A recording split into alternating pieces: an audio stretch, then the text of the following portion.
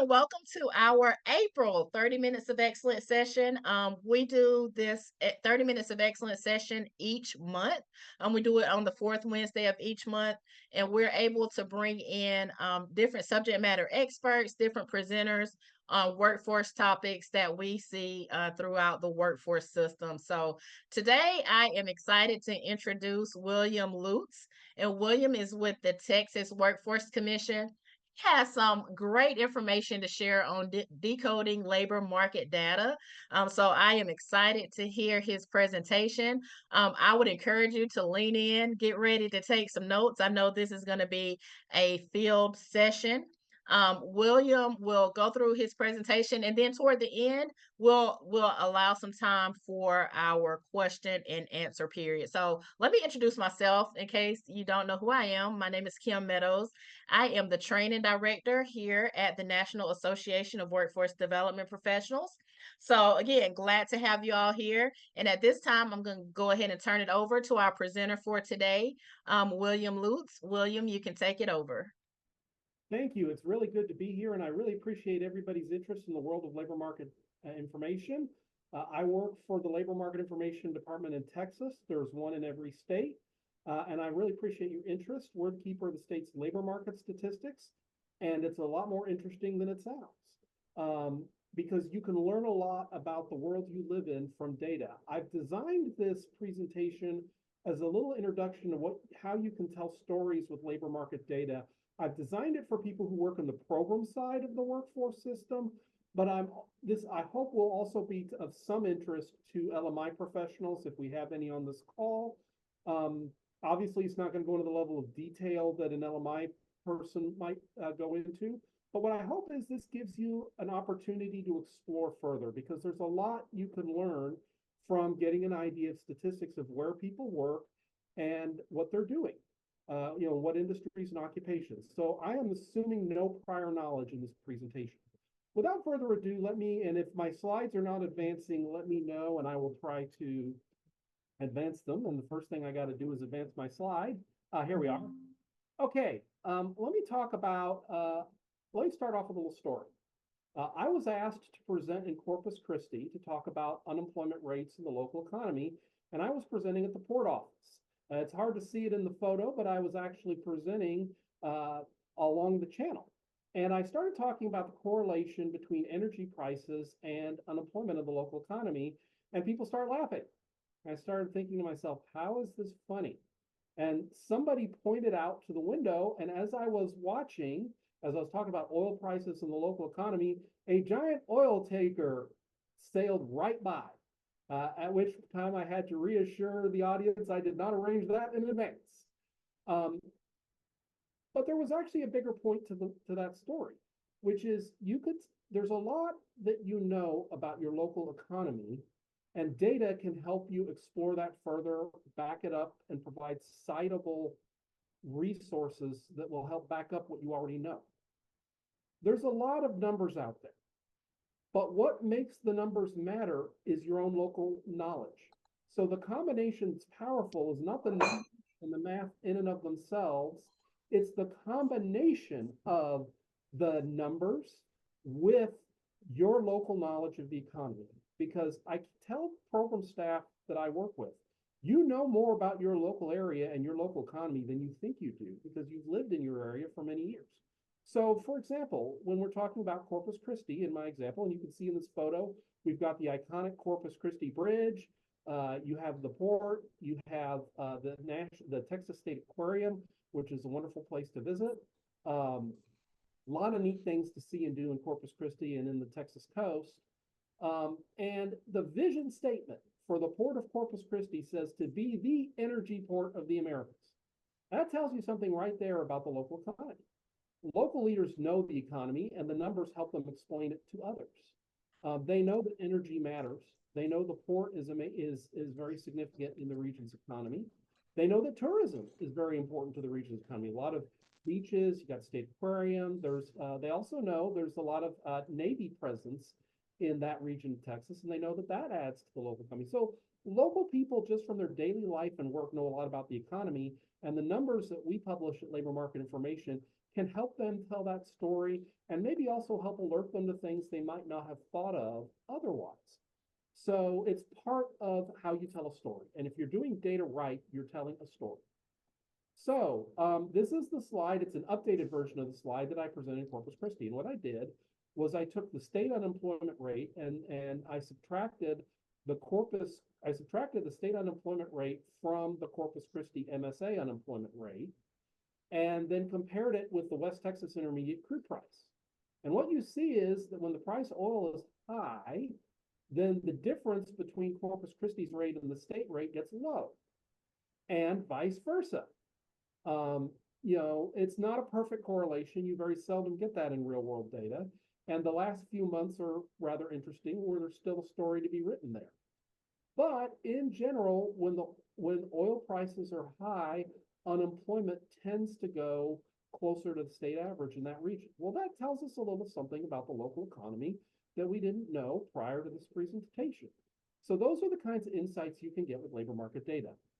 My definition that I've kind of tried to encapsulate for labor market information is it is the study of quantitatively using numbers, measuring the world of work, including employment, wages, and the workforce. So it's to some extent, we're putting numbers to a lot of what you already know. Most of you understand this distinction, but as I said, I'm assuming no prior knowledge. Industry is what the company does. So an engineering service firm would have engineers, but it would also have accountants, human resources professionals, and other folks on its payroll that you might not think of when you hear the word engineering. We use NAICS codes to deal with industry data. So when you're looking at industry data, you're looking at anybody who works for a company in that industry. Occupation looks at what the person does. So an accountant does work for accounting firms a lot of times, but they also work for government agencies. And they also work for electronic stores and any other number of employers. And of course, we denote occupations by SOC codes. So it's really important to understand the difference between industry and occupation data when you start looking at our data. Every state has 5 LMI data sets that they work with the Department of Labor on. And then there's another one produced by BLS that I think is very helpful in understanding your state's economy. The quarterly census of employment and wages, which is largely based on unemployment tax reports, but also there's some surveys that the Bureau of Labor Statistics does that help supplement it. There's the Current Employment Statistics Program, which comes out every month. Those two are industry data sets. Local area unemployment statistics, which is what you often hear on the news because the unemployment rate is a part of that. Occupational employment and wage statistics, or OEWS, which deals with a lot of, as the name implies, occupational wages and the number of people in different occupations. And occupational and industry projections, where we look and try to see what employment's going to be a few years into the future or short term. The ones we work with the most are long-term projections, which often factor into a lot of plans that our workforce boards create. And there's also something that's fairly recent at the state level called Job Openings and Labor Turnover Survey that the Bureau of Labor Statistics does. Now, the first 5 of those, there's a cooperative relationship. You have people at the states that work on it with people either at the BLS or the Employment and Training Administration in the case of projections. JOLTS Hi, this is Robin. but it produces state Hey, very interesting. So those are our 5 kind of main data sets. And what I'm going to do is take each of those data sets and tell a quick story as just an example of some of the insights you can gain looking at this data. Now, what I did is I produced a little pie chart here of Dallas County employment. Now, the QCEW program is not seasonally adjusted, but notice I'm doing third quarter to third quarter. And I'm using QCEW because healthcare and education, even if it's provided by a government entity, are classified under healthcare and education.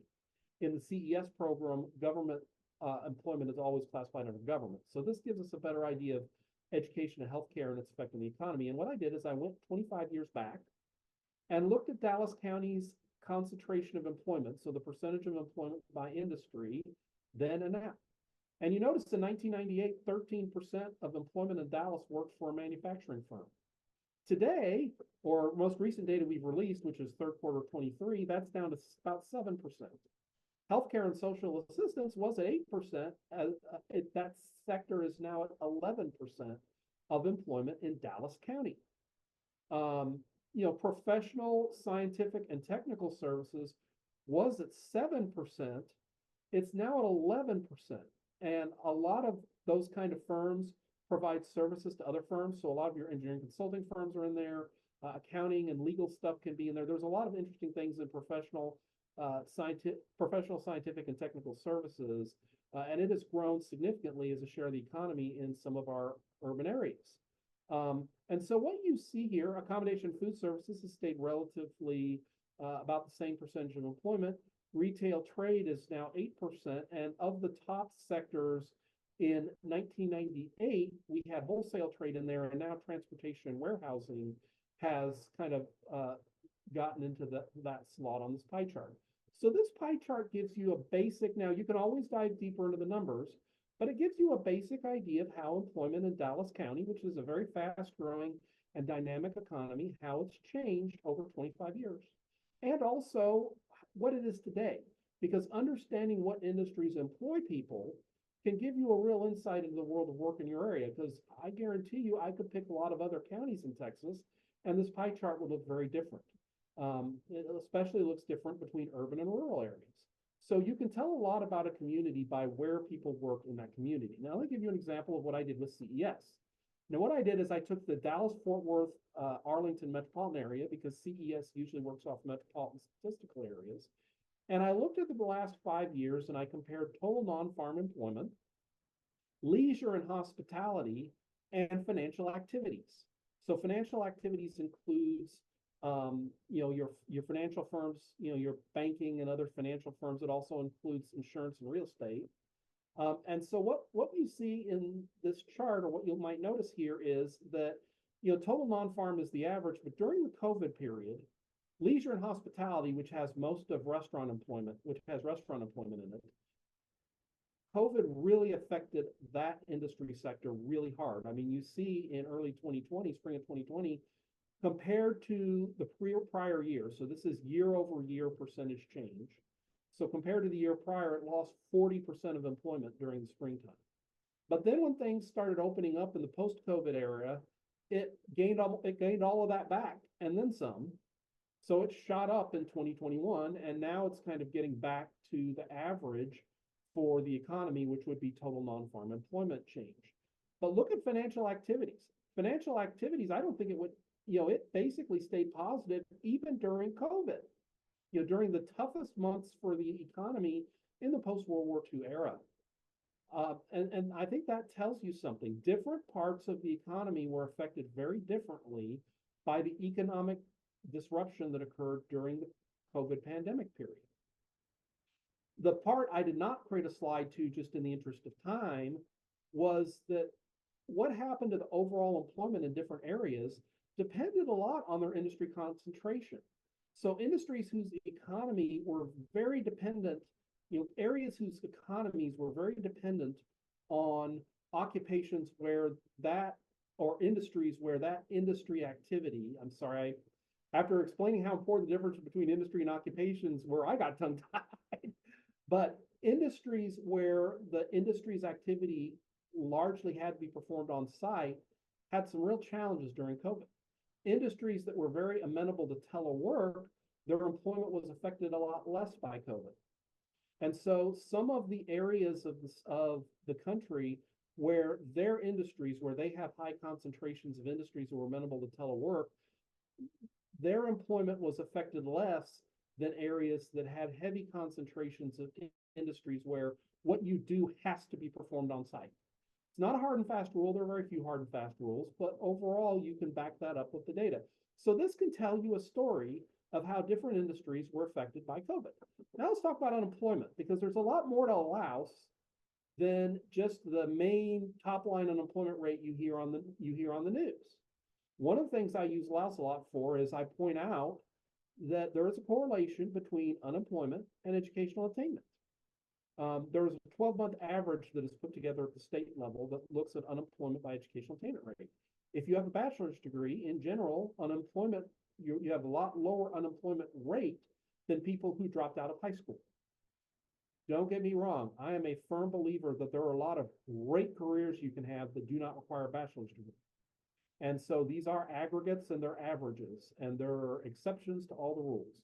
But this is a very powerful statistical message about staying, certainly at least in high school, and frankly, the benefits of getting education beyond high school, whether it's a bachelor's degree or whether it's something in addition to a bachelor's degree, such as a trade program, or an associate degree that is workforce focused. So that is a story you can tell with Laos that digs in a little deeper behind the main unemployment rate. Now that data is only available, mainly available at the state level. And the other thing I put in a lot of my presentations, I often get asked outside of our largest metropolitan areas, why is our economy so different from the state numbers we see? And what I tell them is 70% or over 70% of those state numbers are for metropolitan areas. So Dallas, Fort Worth, Arlington, Houston, the Woodlands, Sugar Land, Austin, Round Rock, San Antonio, New Braunfels. Depending on what month you look at, those four metropolitan areas make up over 70% of the civilian labor force of Texas. Everything else, the other metropolitan areas and the non-metropolitan counties make up less than 30% of the civilian labor force. Civilian labor force are those who have a job, so the employed, and those who are actively seeking employment, which is how we define unemployed. So there's an example of a story that you can tell with Laos that goes one level deeper from that unemployment rate that everybody hears. With our OEWS, what I did here is I took the largest occupations in Texas by employment that paid above the median, whose mean pay for that occupation is above the state median wage. So basically, what are the largest occupations that pay better than the mid, that on average pay better than the midpoint? So it gives you a good idea of what jobs you could find if if you're interested in, that also, but also are screened by pay, because obviously we want people to earn enough to live on. And of course, all work is honorable, but we want people to get in a career path that allows them to have a decent standard of living. So data can help you identify what those occupations are. And there are lots of ways you can go deeper into this data and slice and dice it.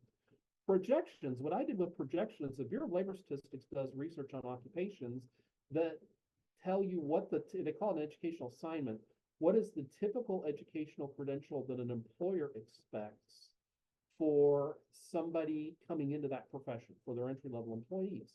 And so what I did is I took a look at occupations that required something beyond high school, but not a bachelor's, that paid above the state median, and I ordered them by projected employment in 2030, which is our most recent long-term projection cycle. And you see what comes up: heavy tractor trailer, bookkeeping, licensed practical and licensed vocational nurses, computer user support specialists, automotive service technician, mechanics, heating, air conditioning. Believe me, if you've ever been through a summer in Texas, you really appreciate air conditioning specialists or HVAC specialists. So you have a list of occupations that pay well, that may not require a bachelor's degree. And you can slice and dice this data a lot of ways to help our customers make choices that are good choices for them, depending on where they are in life. There's a lot you can do with this data. This is just a sample of some of the deep dives you can take with this data. With JOLTS gives you an idea of how tight the labor market can be. So a graph we like to show in a lot of our briefings for some of our stakeholders is we take a look at job openings, because JOLTS measures both posted and non-posted job openings. It's a survey that the Bureau of Labor Statistics does, and it also measures how many hires occur in a given month.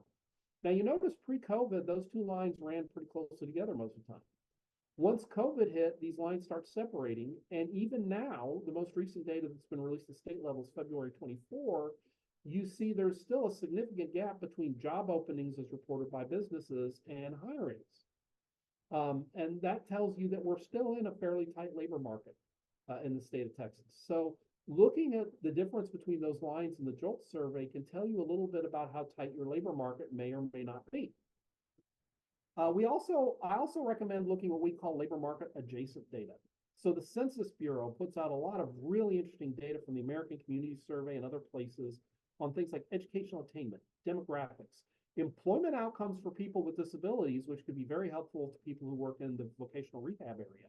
I think real estate prices and cost of living data, which can sometimes be put out by different people in different states, like a university or your board of realtors, gross state and gross domestic product, energy prices, trade volume. There's a lot of data that tells you things about the economy, that tells you some things that might help you understand the labor market, but isn't technically like labor market data. That kind of gives you a feel for the big picture. So we recommend looking at what we call labor market adjacent data. This is a slide I put together on workers with disabilities. A lot of people who work in this area, some of them didn't realize this data is tracked by census. It'll tell you what their labor force status is of people with disabilities, the employment rate and earnings. And that is available, it's annual data, but it's available in many cases for larger communities at the local level. So this is helpful data that you can get off of data.census.gov, and there's a lot more to explore here. This is only a sampling of what's available. So here's kind of my thought on how you use data to tell story. I think simple stories work better than complex. I mean, I could put graphs on here that have 8 lines on them and, you know, all kinds of fancy modeling, and there are uses for that. Don't get me wrong. Math is a powerful and helpful tool. But I think especially when you're talking to stakeholders, if we can keep it simple, if we can create those aha moments, I think that really makes more of an impression than just flooding people with numbers. Remember who you're talking to. I think what you can put in front of people who deal with numbers a lot, maybe academics, you know, financial professionals, and what you would put in front of a general audience is different. And whether you use industry or occupational data may depend on whether, for example, you're talking to a jobs club or you're talking to the local chamber of commerce. Your audience would determine a lot of what you put in a presentation. I think 1 or 2 lines is all you want to do on a line graph. I think otherwise it'll get confused. I like data tables. They're good for a lot of reasons. Simple data tables, I think, can really make a point if you pick your data carefully. The challenge is finding that one factoid about the economy, cause that light to go on, cause people to say, you know, that makes sense. I didn't realize that, but yeah, you're right. That makes sense. When you do that, you've succeeded. I comment that I've had a successful presentation when when I learn as much from the people I'm presenting to as they might learn from me. When you have that balance, you've got a great presentation. There's a lot of resources to help you. And that's one thing. What I've noticed is sometimes the data, there's not as many connections as there should be between the data side of what we do and the program side. But there's help available. First, there's some national websites. BLS website, highly recommended. The data finder for BLS is the page that we go to a lot because it has almost all of BLS's data programs. It takes a little bit of exploring to get used to it, but once you get used to it, there's a lot there and there's a lot you can find. Data.census.gov, another thing I recommend. There's a lot of educational resources the census puts out to help you understand data.census.gov. A Bureau of Economic Analysis we use, and this is only a thumbnail sketch, your state's LMI department.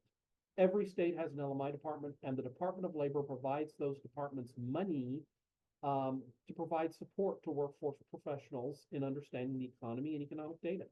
So if you need help understanding your local economy or understanding labor market data, call your state's LMI department. They often customize the websites and tools that they create based on local concerns. Some states publish additional data based on local demand for it. So these people are experts on your state's economy. They are funded to help you. So feel free to reach out to your state's LMI department and explore the services they provide. States, as part of what they're funded to do, put out monthly and annual reports on the economy that have a lot of data at your fingertips that can help you understand what's going on in your state and in your area. So I would highly recommend checking out your state's LMI department. That's the first place to start. Some websites we have so you can get an idea what we do at TWC. TexasLMI.com is our main data website. It allows you to customize data in all kinds of ways. It's mobile friendly. Things can be exported to Excel. We really think it's a product that is very helpful to our stakeholders. TexasWages.com is a little more of a simplified approach for people who are just looking for wage or projections data. Texas Labor Analysis, we've added some bells and whistles that are helpful to some of our workforce centers.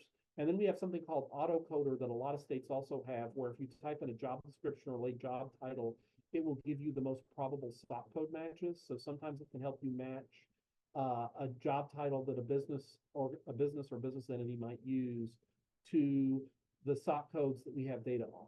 So those are some websites that we have. You can kind of check them out. And if you're not from Texas, feel free to take a look at what's available in your state. Like I said, your state LMI department is here to help. Feel free to reach out to them. And with that, I know I threw a lot of material in about a 23 or so minute presentation, but I'm really glad you're here, really glad you're interested. I put my email address down there. Feel free to follow up. We're here to help, and I'm happy to stick around and answer questions as long as you want to have me.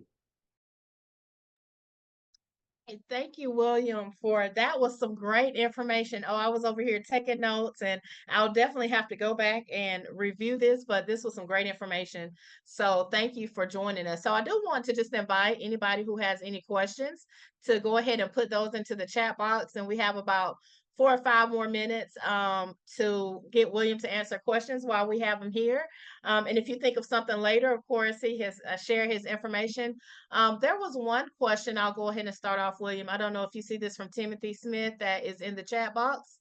And we can start off with that question. And Timothy says, can TWC add to the LMC page the U6 as well as U3 numbers? It's useful for economic development organizations when assessing the potential untapped labor that might be available. One thing I will have to talk about that with my colleagues. I mean, one question we would have, obviously putting together websites, there's a lot more that goes on behind the scenes than one thinks. That having been said, one of the questions that we'd have to look at is what geography is it available at? So the main unemployment rate is available at very detailed geography. So one of the questions I'd have to go and research. I'd have to research that and learn a little more about what's available and what we could do before answering that question. I'm sorry if I have to completely dodge it, but that's where I am right now.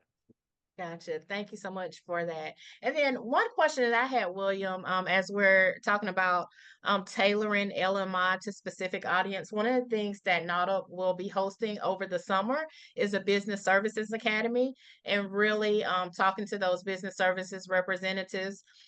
So when we're thinking about LMI, what do you see as some of the labor market information that is useful when you're working with businesses? What is it that they look at? Is it wage information, or what do you see as the most useful when working with businesses?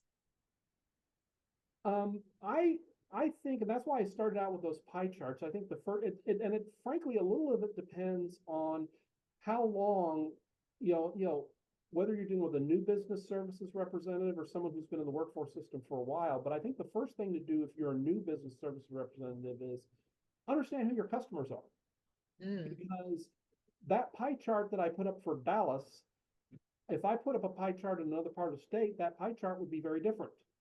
So I think the first thing you have to do is you have to understand who your customers are, which in this case would be the businesses, who is hiring. And then I think the next step on that is what are they hiring for? Especially if you have certain sectors that are really, really important in your local economy. We have a set of data called staffing patterns. That's a product of the projections program, where they look at what occupations are hired by what industries and vice versa. So you can pick an industry and it'll tell you what the hiring pattern is for that industry. So if you have an industry or an industry sector that's really important in your local area, getting an idea what occupations are hired by that industry can tell you more about who your customers are. So I think for a business services rep, the first thing to do is understand who your customer is. But like any business deal, it has to work on both sides of the table for it to work well. So you also have to look at, what occupations are needed in that industry, the pay rates, and, because also, it's like anything in the economy, you've got supply and demand. So right. there's the supply of labor issue.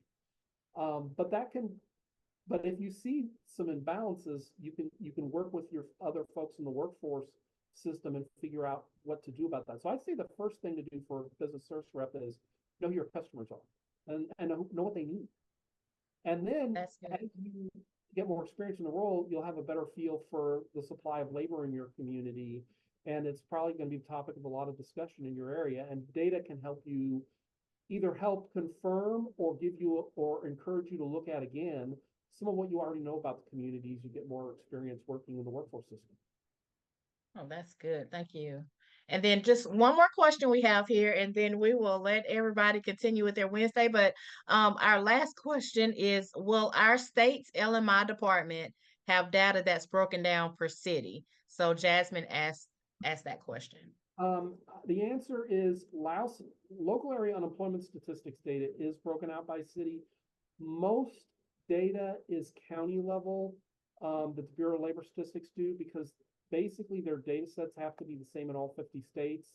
And the way that local units of government are organized can vary from state to state. So a national policy that has existed for decades, most of the data that is published on the county level rather than on the city level.